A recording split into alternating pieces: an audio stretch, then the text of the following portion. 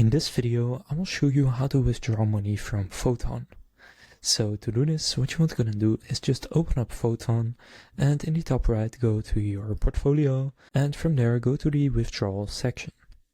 Then here you need to choose which wallet you want to withdraw from. Then you want to enter how much you want to withdraw right here. So here you can see how much your balance is. I think you need to actually have more than what I have right here. Then you can click on withdrawal to and choose the wallet. So if you want to use the wallet you signed up with, you can just do sign up wallet. But for example, if I go to Phantom right here, I can also click receive and then Solana and get this wallet address. Now in my case, it is my sign up wallet. So I'll just select that one. And then you have the priority fee. Now from there, just going to click on withdrawal. And then if you have enough Solana, which is what you can see right here, then you can go and withdraw to that wallet and it will then be withdrawing. So now you know how to withdraw money from Photon. If this video was helpful, please consider leaving a like and subscribing to my channel. With that being said, I will see you in the next video.